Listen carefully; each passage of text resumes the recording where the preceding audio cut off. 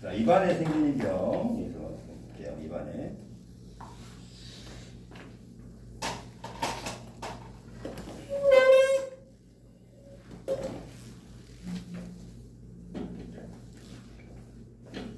아까 위에서 시작했잖아요. 위.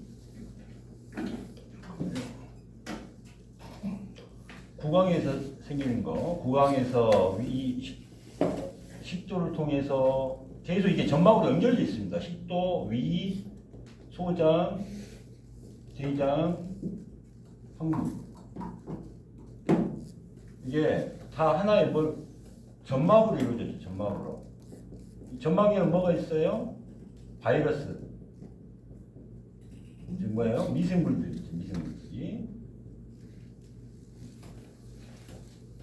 근데 어차피 자 구강이나 항문은 혈관이 좀 약해. 그러니까 어깨를 식도라든가 위, 소장, 대장에는 혈관이 강해요.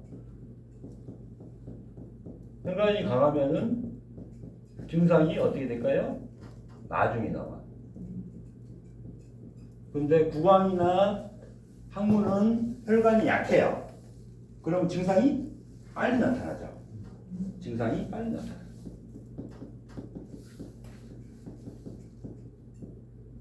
증상도 여기 항문도 치질 같은 경우가 증상이 빨리 나타나죠. 이게 중요합니다. 그러면은 구강하고 항문에만 증상이 있다고 해서 위장에는 문제가 없냐? 여기 소화관에 문제가 다 있는 거예요. 그죠? 그래서 이미 이제 간에서 담즙이 생성되는데 이 담즙이 제대로 생성이 안 되고 그 다음에 췌장에서 이자액, 췌장액이라고 할 수 있죠.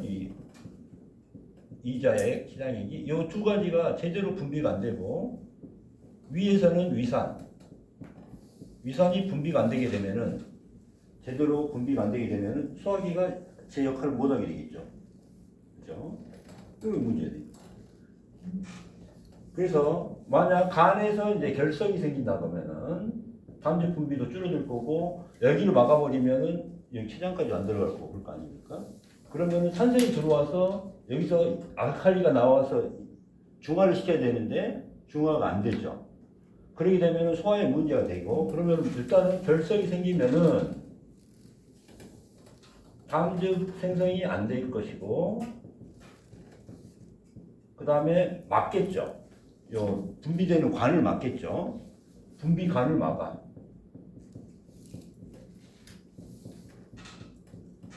그러면 소화가 돼요, 안 돼요? 소화가 안 되죠. 그래서 소화가 안 되고 그 다음에 음식물이 남아 있겠죠. 음식 노폐물이. 그럼 이 음식 노폐물을 하기 위해서 뭘 해요? 바이러스들이 이제 몰려들기 시작하죠. 바이러스 증식. 뭐예요? 유해균이죠, 유해균. 얘들이 증식을 해. 그래서 이 소화에서 가스, 그 다음에 칸디다균 이런 것들이 많이 생길 수밖에 없죠. 팽창하게 되고 염증이 생기고 그래서 소화기관 염증 생기고 심지어는 궤양이 생기고 천공이 생기고 암이 생기고 뭐 베체트 식염도 생기기도 하고. 근데 이 칸디다가 왜 생기냐면은 자 우리는 염증만 있으면 뭘 먹여요? 항생제를 먹이죠. 항생제. 염증만 있으면 항생제를 먹여. 그러면 그때 이 유해균을 항생제를 먹어서 이 유해균을 딱 억제를 해. 그러면은 이 노폐물을 해결을 할 수 없죠. 그럼 얘들이 더 문제가 되는 거예요. 그래서 뭐가 돼요? 폐색이 돼버리는 거예요. 그 다음에 계속 항생제를 쓰니까 어때요? 면역계통이 깨져. 그러면은 이제 정말 나쁜 뭐가 생기냐면 칸디다가 생겨요. 칸디다.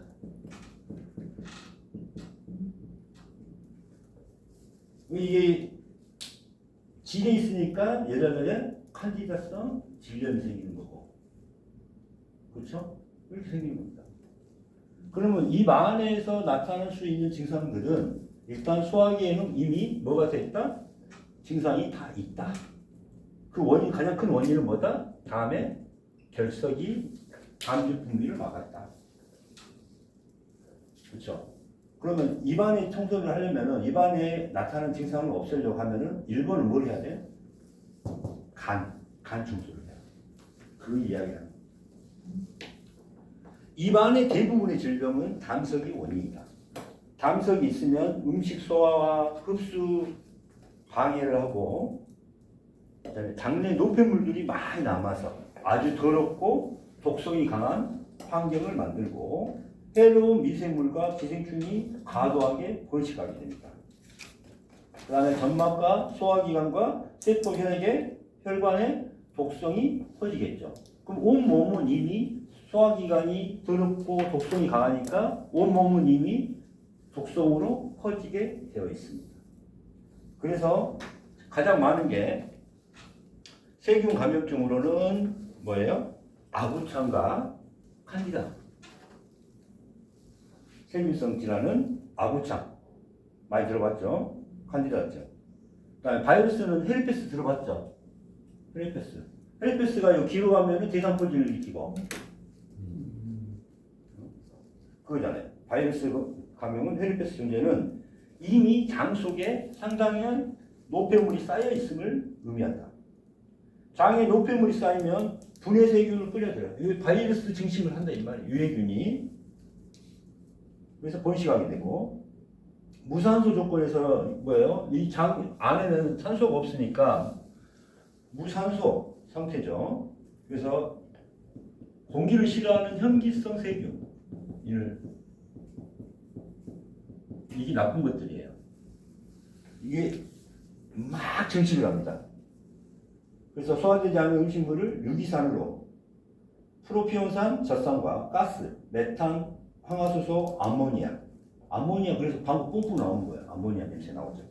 그래서 부패라는 과정을 해서 생산하여 더부룩한 느낌을 가지게 합니다. 그래서 부패를 한다는 말을 쓰는 거예요. 그래서 부패.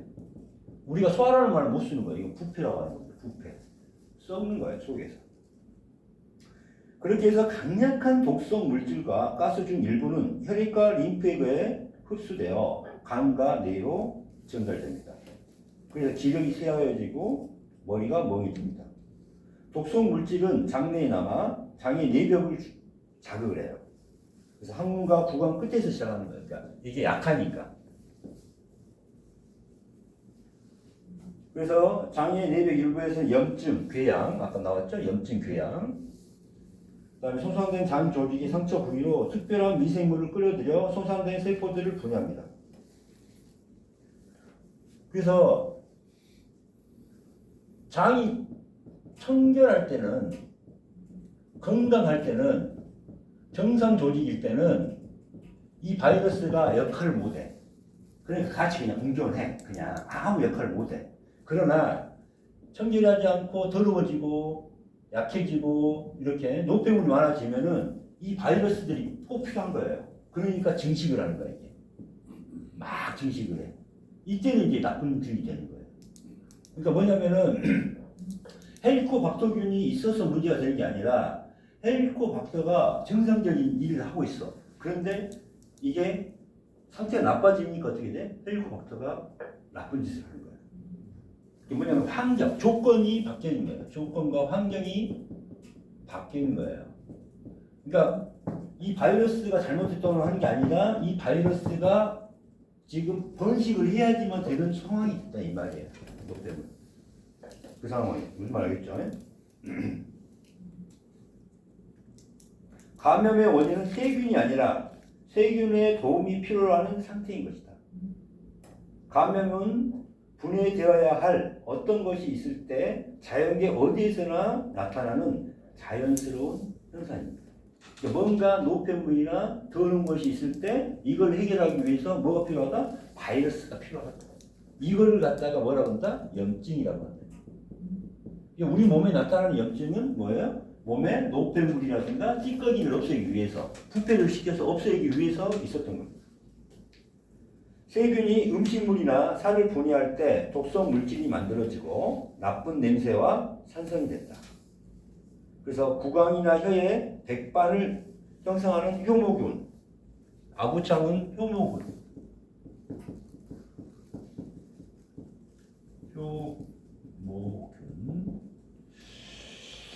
아주 많은 효모균이 구강을 포함해서 위장관 전체에 퍼져 있음을 나타냅니다.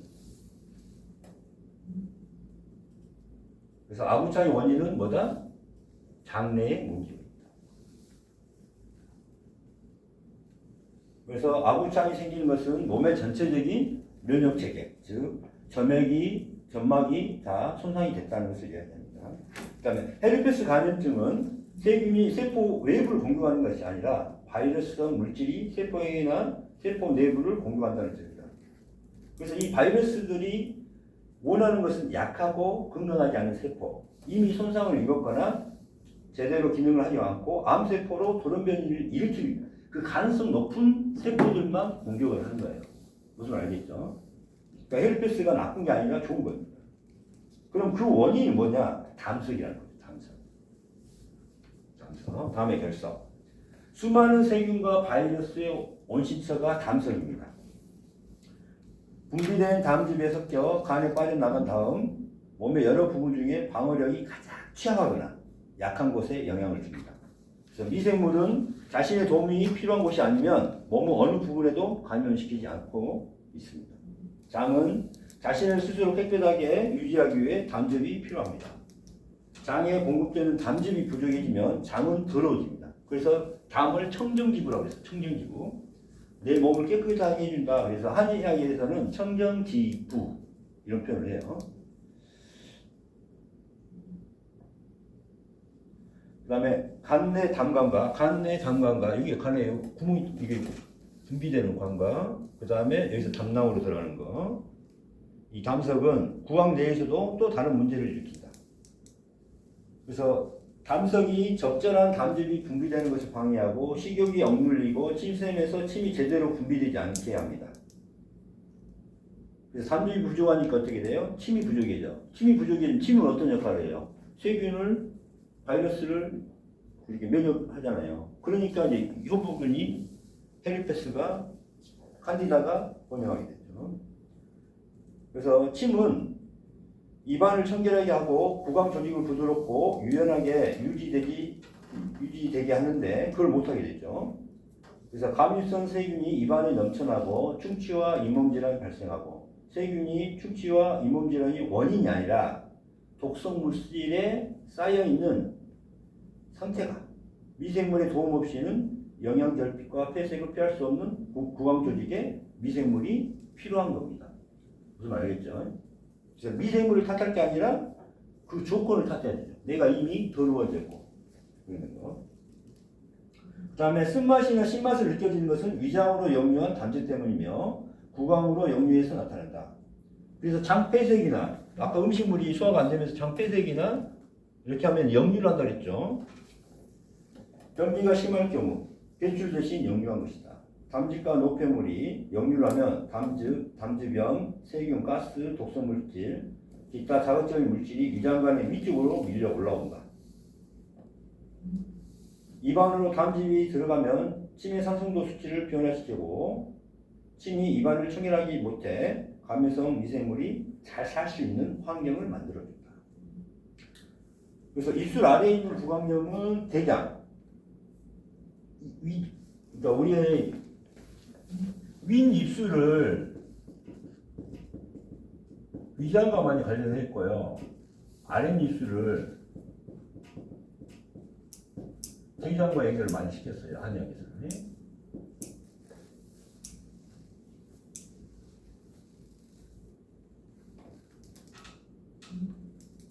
그 다음에 반복적인 입안 양쪽 구강염은 십이지장 궤양. 혀에 생기는 것은 전반적인 다 나타난다.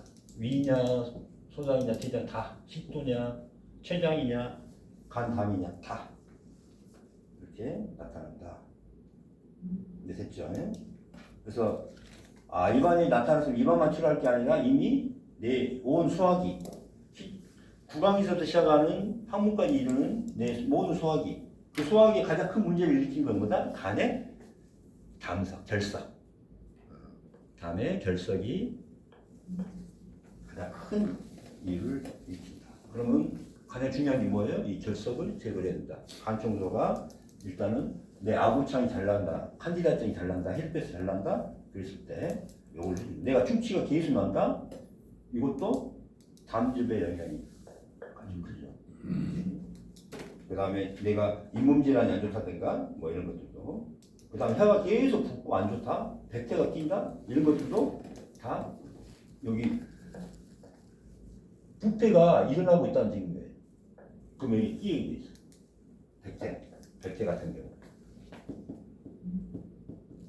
또 노랗게 낀 게 있어요. 검하게 낀 것도 있어. 혀를 보면은 이게 하얀 사람도 있지만 노란 사람도 있고 까만 사람도 있고 뭐 그런 사람도 많아요.